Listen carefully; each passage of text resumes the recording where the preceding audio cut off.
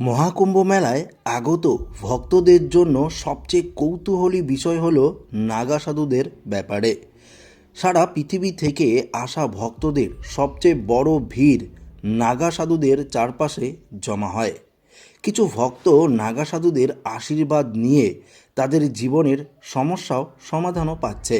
কিন্তু কেন নাগা সাধুরা শুধুমাত্র মহাকুম্ভ বা কুম্ভ মেলার মতো অনুষ্ঠানে দেখা যায়?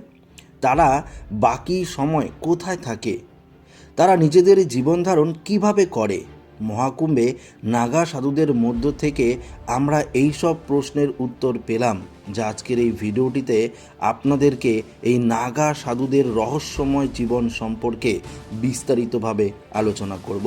যদি আপনারা শুনেন তাহলে অবাক হয়ে যাবেন যে এই নাগা সাধুদের জীবনের রহস্যময় কাহিনী। তো আসুন দেরি না করে ভিডিওটি প্রথম থেকেই শেষ পর্যন্ত মনোযোগ সহকারে দেখুন। নাগা সাধুরা দীর্ঘ সময় ধরে কঠোর তপস্যা করেন, যার কারণে তাদের শরীর কঠোর অবস্থার সাথে খাপ খাইয়ে নেয়। নিয়মিত ধ্যান এবং যোগ ব্যায়াম অনুশীলনের মাধ্যমে তারা তাদের শরীর ও মনের ওপর নিয়ন্ত্রণ অর্জন করে। এই কারণে তারা কম তাপ এবং ঠান্ডা অনুভব করে। হিমালয় যোগীরা কুণ্ডলিনী জাগরণের মাধ্যমে তাদের দেহের শক্তি জাগ্রত করে। কুণ্ডলিনী একটি শক্তিশালী শক্তি যা জাগ্রত হলে শরীরে তাপ তৈরি করে, যার কারণে ঠান্ডায় তাদের শরীর বেশ উষ্ণ থাকে। এগুলো সূক্ষ্ম শারীরিক ব্যায়ামের মাধ্যমে রক্ত সঞ্চালন বৃদ্ধি করে এবং শরীরকে উষ্ণ রাখতে সাহায্য করে। এবার ছাই সম্পর্কে কথা বলা যাক, অর্থাৎ নাগা সাধুরা যে ছাই শরীরে ব্যবহার করে সে সম্পর্কে আপনাদেরকে বলবো।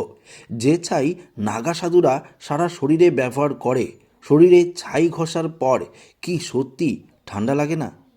অনেক নাগা বাবাদের জিজ্ঞাসা করলে তারা বলেছেন যে শরীরে ছাই ঘষলে ঠান্ডা দূর হয়। শরীরে লাগানো ছাই অন্তরক হিসাবে কাজ করে। এটি শরীরকে তাপ এবং ঠান্ডা উভয় থেকেই রক্ষা করে। এর ধর্মীয় তাৎপর্যও রয়েছে। ছাই পবিত্র বলে বিবেচিত হয়। এটি ঋষিদের নেতিবাচক শক্তি থেকে রক্ষা করে। সেই কারণে মহাদেবেও ছাই মেখে থাকেন। শরীর সুস্থ রাখতে সাত্ত্বিক ডায়েটও গুরুত্বপূর্ণ ভূমিকা পালন করে নাগা সাধুদের। এটি তাদের শরীর সুস্থ রাখে এবং রোগ প্রতিরোধ ক্ষমতা বাড়ায়। নাগা সাধুরা সরল জীবনযাপন করেন, যা তাদের মানসিকভাবে শক্তিশালী করে তোলে।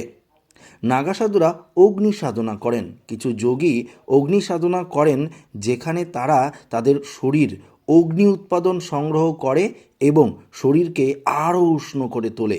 নদী সংশোধন করেন, অর্থাৎ নদী যে রয়েছে সেই নদীও শোধন করেন নাগা সাধুরা। নদী শোধন প্রাণায়ামের মাধ্যমে শরীরের বায়ু ভারসাম্যপূর্ণ হয়, যা শরীরকে উষ্ণ রাখে। মন্ত্রজপ করেন নাগা সাধুরা। কিছু মন্ত্রজপ করলে শরীরে তাপ উৎপন্ন হয়। তো আপনারা বুঝতেই পারলেন যে এই নাগা সাধুরা কি ধরনের মন্ত্রজপ করে। আচ্ছা, যখন আমরা কুম্ভমেলায় নাগা সাধুদের সঙ্গে কথা বললাম, তারা বলল কুম্ভমেলার শেষে আমরা প্রথম বারাণসীতে যাব এবং গঙ্গা স্নান করব। এরপর নাগা সাধুরা তাদের আখড়ায় আশ্রমে ফিরে যায়। কেউ কেউ তপস্যার জন্য হিমালয় বা উঁচু পাহাড়ের গুহায় বসবাস করেন। আখড়ার নির্দেশ অনুযায়ী নাগা সাধুরা পা জোড়া ভ্রমণ করে এবং এই সময় তারা একটি গ্রাম ঝুপড়ি বানিয়ে ধুনির আনন্দ উপভোগ করেন। আমাদের গুরু আমাদের জন্য সর্বস্ব। যদি আমরা সাধারণ মানুষের মধ্যে থাকি, তবে আমরাও তাদের মতো হয়ে যাব। আমাদের কঠোর তপস্যা করতে হবে। আমরা মানুষের মধ্যে বসে এটি করতে পারি না। এর জন্য আমরা জঙ্গলে এবং পাহাড়ে চলে যাই। আচ্ছা, আপনারা কখনো ভেবে দেখেছেন এই নাগা সাধুরাই আমাদের সনাতন ধর্মকে রক্ষা করছে? যদি ভেবে দেখেন তাহলে নিজেরাই বুঝতে পারবেন যে এটাই আসল সত্যি। তো বন্ধুরা, আশা করি নাগা সাধুদের এই রহস্যময় জীবন সম্পর্কে ভিডিওটি আপনাদের প্রত্যেকের ভালো লাগলো অবশ্যই ভিডিওটিকে একটি লাইক করবেন, বন্ধুদের সাথে শেয়ার করবেন এবং নতুন হয়ে থাকলে আমাদের রহস্যময় পৃথিবী চ্যানেলটিকে সাবস্ক্রাইব করে নেবেন।